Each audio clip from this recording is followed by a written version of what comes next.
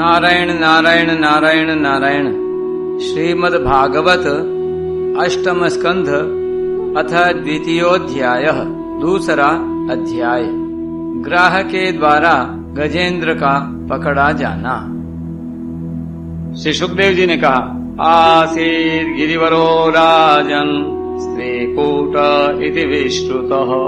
परीक्षित, क्षीर सागर में त्रिकूट नाम का एक प्रसिद्ध सुंदर एवं श्रेष्ठ पर्वत था। वह 10,000 योजन ऊंचा था। उसकी लंबाई चौड़ाई भी चारों ओर इतनी ही थी। उसके चांदी, लोहे और सोने के 3 शिखरों की छटा से समुद्र, दिशाएं और आकाश जगमगाते रहते थे। और भी उसके कितने ही शिखर ऐसे थे जो रत्नों और धातुओं की रंग बिरंगी छटा दिखाते हुए सब दिशाओं को प्रकाशित कर रहे थे।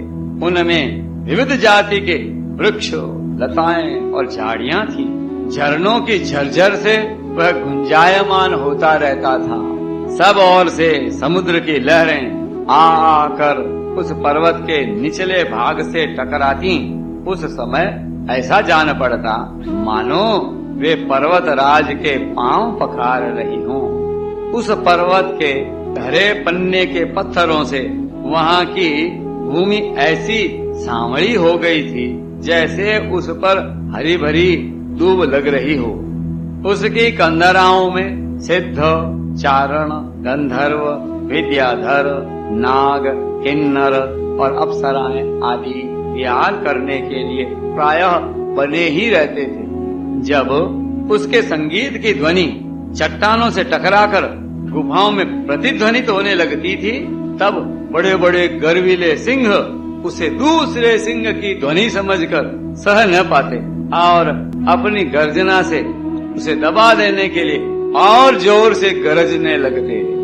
उस पर्वत की तलहटी तरह तरह के जंगली जानवरों के झुंडों से सुशोभित रहती थी। अनेकों प्रकार के वृक्षों से भरे हुए देवताओं के उद्यान में सुंदर सुंदर पक्षी मधुर कंठ से चहकते रहते थे। उस पर बहुत सी नदियां और सरोवर भी थे।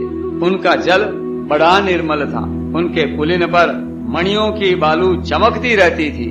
उनमें देवांगनाएं स्नान करती थीं, जिससे उनका जल अत्यंत सुगंधित हो जाता था। उसकी सुर भी लेकर भीनी भीनी वायु चलती रहती थी। पर्वतराज त्रिकूट की तराई में भगवत प्रेमी महात्मा भगवान वरुण का एक उद्यान था। उसका नाम था ऋतुमान। उसमें देवांगनाएं क्रीड़ा करती रहती थीं। उसमें सब और ऐसे दिव्य वृक्ष शोभायमान थे जो फलों और फूलों से सर्वदा लदे ही रहते थे। उस उद्यान में मंदार, पारिजात, गुलाब, अशोक, चंपा, तरह तरह के आम, पयाल, कटहल, आमड़ा, सुपारी, नारियल, खजूर, बिजौरा, महुआ, साखू, ताड़, तमाल, असन, अर्जुन, रीठा, गूलर, पाकर, बरगद, पलास, चंदन, नीम, कचनार, साल, देवदारू, दाख, ईख, केला, जामुन, बेर, रुद्राक्ष, हरड़े, आंवला, बेल, कैथ, नींबू और भिलावे आदि के वृक्ष लहराते रहते थे। उस उद्यान में एक बड़ा भारी सरोवर था। उसमें सुनहरे कमल खिल रहे थे और भी विविध जाति के कुमुद, उत्पल, कहलार, शतदल आदि कमलों की अनूठी छटा छिटक रही थी। मतवाले भौरे गूंज रहे थे। मनोहर पक्षी कलरव कर रहे थे। हंस, कारंडव, चक्रवाक और सारस दल के दल भरे हुए थे। पनडुबी, बतख और पपीहे कूज रहे थे। मछली और कछुओं के चलने से कमल के फूल हिल जाते थे, जिससे उनका पराग झड़कर जल को सुंदर और सुगंधित बना देता था। तो कदम्ब, बैंत, नरकुल, कदम्ब लता, बैन आदि वृक्षों से वह घिरा था। कुंद, कुरबक, कट सरैया, अशोक, सिरस, वन मल्लिका, लिसौड़ा, हरसिंगार, सोनजूही, नाग, पुन्नाग, जाति, मल्लिका, शतपत्र, माधवी और मोगरा आदि सुंदर सुंदर पुष्प वृक्ष एवं तट के दूसरे वृक्षों से भी जो प्रत्येक ऋतु में हरे भरे रहते थे, वह सरोवर शोभायमान रहता था। उस पर्वत के घोर जंगल में बहुत सी हथिनियों के साथ एक गजराज गजेंद्र निवास करता था। वह बड़े बड़े शक्तिशाली हाथियों का सरदार था। एक दिन वह उसी पर्वत पर अपनी हथिनियों के साथ कांटे वाले कीचक, बांस, बेंत, बड़ी बड़ी झाड़ियों और पेड़ों को रौंदता हुआ घूम रहा था। उसकी गंध मात्र से सिंह, हाथी, बाघ, गेंडे आदि हिंस्र जंतु, नाग तथा काले गोरे शरभ और चमड़ी गाय आदि डरकर भाग जाया करते थे।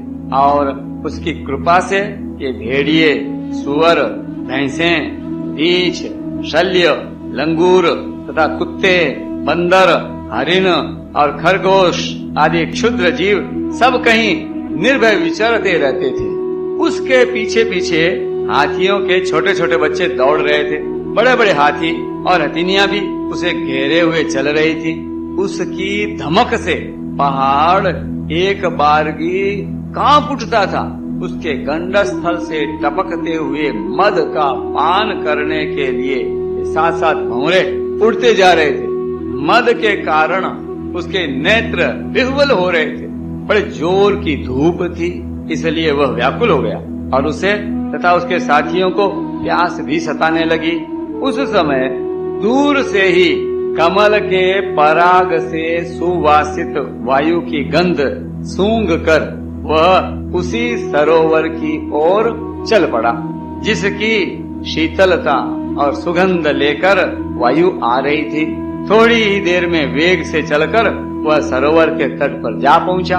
उस सरोवर का जल अत्यंत निर्मल एवं अमृत के समान मधुर था। सुनहले और अरुण कमलों की केसर से वह महक रहा था। गजेंद्र ने पहले तो उसमें घुसकर अपनी सूंड से उठा उठाकर जी भरकर जल पिया। फिर उस जल में स्नान करके अपनी थकान मिटाई। गजेंद्र गृहस्थ पुरुषों की भांति मोहग्रस्त होकर अपनी सूंड से जल की फुहारें छोड़ छोड़कर साथ की हथिनियों और बच्चों को नहलाने लगा तथा उनके मुंह में सूंड लगाकर जल पिलाने लगा। भगवान की माया से मोहित हुआ गजेंद्र उन्मत्त हो रहा था। उस बेचारे को इस बात का पता ही न था कि मेरे सिर पर बहुत बड़ी विपत्ति मंडरा रही है। परीक्षित, गजेंद्र जिस समय इतना उन्मत्त हो रहा था, उसी समय प्रारब्ध की प्रेरणा से एक बलवान ग्राह ने क्रोध में भरकर उसका पैर पकड़ लिया। इस प्रकार अकस्मात विपत्ति में पड़कर उस बलवान गजेंद्र ने अपनी शक्ति के अनुसार अपने को छुड़ाने की बड़ी चेष्टा की, परंतु छुड़ा न सका। दूसरे हाथी, हथिनियों और उनके बच्चों ने देखा कि उनके स्वामी को बलवान ग्राह बड़े वेग से खींच रहा है और वे बहुत घबरा रहे हैं। उन्हें बड़ा दुख हुआ। वे बड़ी विकलता से चिघाड़ने लगे। बहुत ने उसे सहायता पहुंचाकर जल से बाहर निकाल लेना चाहा, परंतु इसमें भी वे असमर्थ ही रहे।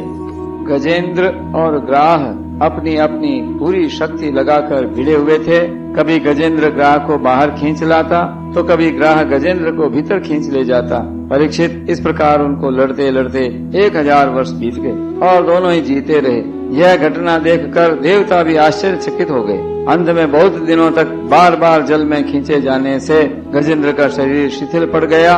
न तो उसके शरीर में बल रह गया और न मन में उत्साह। शक्ति भी क्षीण हो गई। इधर ग्राह तो जलचर ही ठहरा, इसलिए उसकी शक्ति क्षीण होने के स्थान पर बढ़ गई। वह बड़े उत्साह से और भी बल लगाकर गजेंद्र को खींचने लगा। इस प्रकार देहाभिमानी गजेंद्र अकस्मात प्राण संकट में पड़ गया। और अपने को छुड़ाने में सर्वथा असमर्थ हो गया। बहुत देर तक उसने अपने छुटकारे के उपाय पर विचार किया।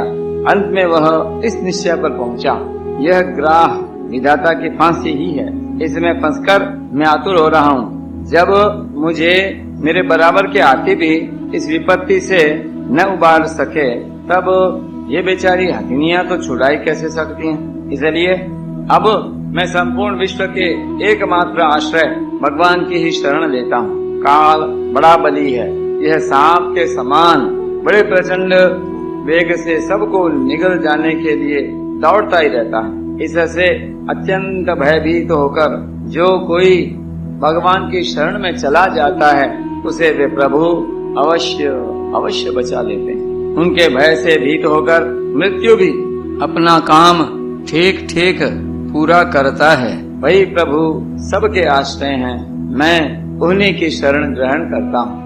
यह कश्चनेशो बलिनोऽन्तकोरगात् प्रचंड वेगादभिधावतो भृशम् एतं प्रपन्नं परिपाति यद्भयात् मृत्यु प्रधावत्यरणं तमीमहि। श्री हरि भगवान की जय। नारायण नारायण नारायण नारायण।